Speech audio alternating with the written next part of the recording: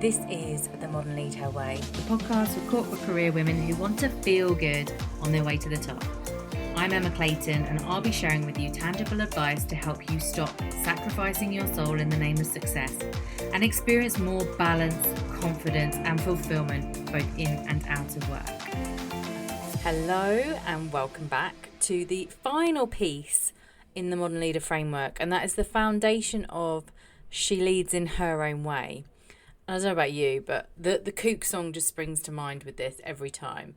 It's like, oh, I love her because she moves in her own way. Anyway, we've spoken a lot already about a certain outdated model of leadership that has been shown to us, right? Demonstrated by people that have come before us.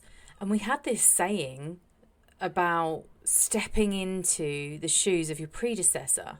And I want to shatter that saying, because I don't want you stepping into anyone's shoes. I don't want you to think you have to do as good a job as the person before you in the way that they did it. I want you to very much feel quite sturdy in who you are as a leader based on your most natural nature. So kind of introduce this idea that we're conditioned to behave and to think in a certain way based on our upbringing, based on the people that were influencers in our lives, our teachers, our friends. We go on to get jobs, so we have our first boss and we have our first relationships and all that kind of thing. So we have all this social conditioning, and then we go into the workplace and there is this predefined culture that, if the company's been around for any length of time, has been really embedded in that organisation for potentially many years. I worked for a company that had its 150th birthday celebration when I was working for it. So you can imagine how ingrained that culture was in that organisation. And working for that company for 20 years, I took on some of that cultural conditioning myself. It's actually really interesting because when I joined the company at the age of 18, it was a German company, German owned, and didn't really know that company too well before the Americans bought it out. It's actually GE, General Electric, that bought us. And I can remember just like the whole slam dunking and high fiving and these spot awards that you got given for doing great jobs. That was a real culture shock to us. But it's one that we kind of embraced. As Brits, we were like, yeah, we'll take it. That went on for about 5 or 6 years, I think, if I remember rightly. And then we were bought out by a Swiss company. Very conservative, very polite, very inclusive in terms of like wanting to get people around the tables and have conversations, but also very risk averse, lots of red tape, having lots of conversations before decisions could be made, and then not really knowing what that decision was. So culturally, you kind of get carried along, and it's interesting just to observe what pieces of the culture you've kind of taken on as your own way of doing things, when actually it's not really your natural nature. So the best examples I can give you is when I left that 20-year career, I threw out the window my to-do list. I was organised, right? I was a to-do list kind of girl. And when I left, the breath of fresh air I felt when I was like, I'm not going to have a to-do list anymore. I discarded it. I actually went on quite a trip to understand where that had come from and if that was something I really wanted to keep. And I think there was some complex associations that I had with to-do lists and that kind of stressful, always switched on work environment that meant that I rejected it when I left.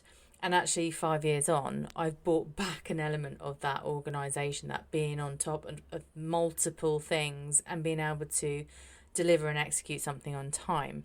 So I didn't reject it completely, but I had to turn my back on that kind of thing to see if it was really core to who I was or if it was just a learned behaviour.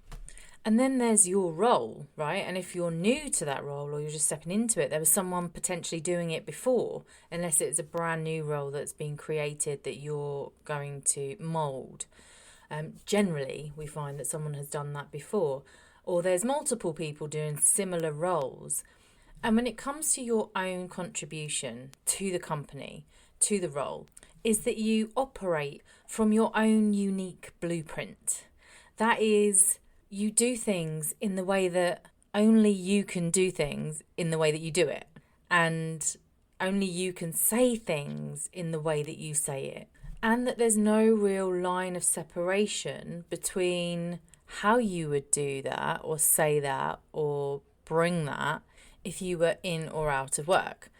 Now, obviously, if you're talking to your children, you would do that in a certain way that is not necessarily replicable with a professional audience. However, there are qualities and traits that you have as a natural mother or friend or wife, partner, that you can also bring in to being a leader.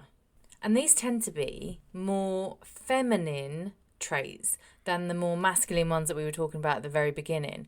So just introducing this idea that men and women have both masculine and feminine qualities and traits within them, right? And what we've seen from how we looked at things at the very beginning of this podcast was that we are operating as women in a very masculine environment, and we've taken on a lot of those masculine traits and we operate largely from that place.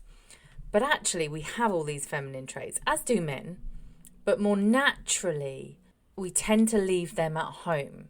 And what we want to do is bring them into the workplace. This is where we're going to address that workplace balance. So I'm talking about things like the level of empathy that you hold for other humans, the level of vulnerability that you're comfortable in. Brené Brown talks about the power of vulnerability. It is still a much underestimated, underrated quality that actually as women we hold. We're more vulnerable at our time of month, for example. Then there's our intuition. It's that kind of knowing. It's not something that you've had to analyse to death. You just have this feeling or this knowing that you know the next best step to take, or you know what the answer is, or you know what to do next. It's so underrated, yet it is so powerful when it's used to its best ability. So that is just scratching the surface on the whole masculine and feminine piece. I will come back around to this in a bit more detail in a later episode.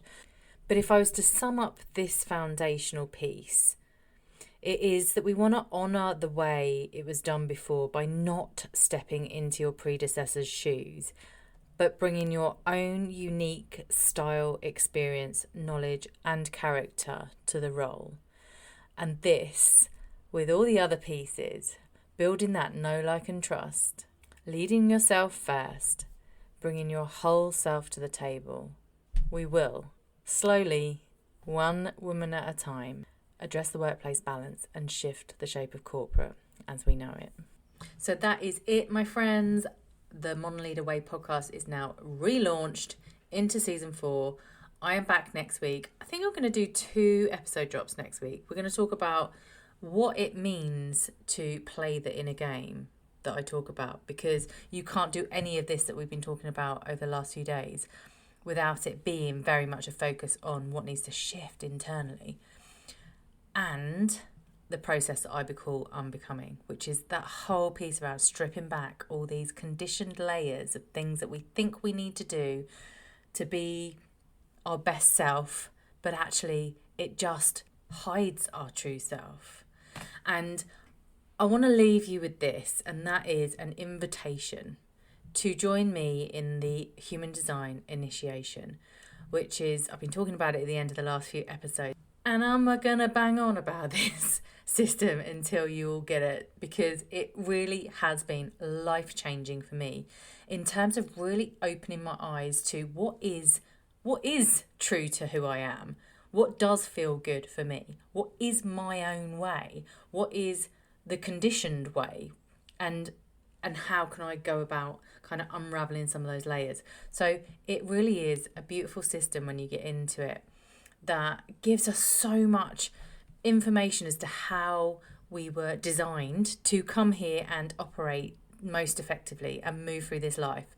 So it tells us like how our energy is received when we walk in a room, right? Our presence, our aura, how it's received by others, and how we interact with other people in the world. It tells us like how we best make decisions, which is kind of crucial if you're here as a leader making decisions in your life and work every day. It tells us like the roles we came here to play, the skills that we have, the strengths, the talents. It's all hidden in our human design chart, and I would love to introduce you to it. So if you are up for going on a journey of discovery, of discovering your true self, then join me in the HD initiation. You can download it. It's completely free. There are no catches here. I just really wanted to create something that allows people to discover this tool that has been life-changing for me, but really get into it and understand it a lot quicker than it took me, because it took me listening to many a human design podcast and reading many a human design book and going on many a course and spending lots of money on readings and coaches and things like that to tell me more about my human design. So I've taken all that work out for you and just delivered what I think is like a really basic overview of those basic foundational pieces that you get when you first run your chart and you just want to understand like what's it saying about me.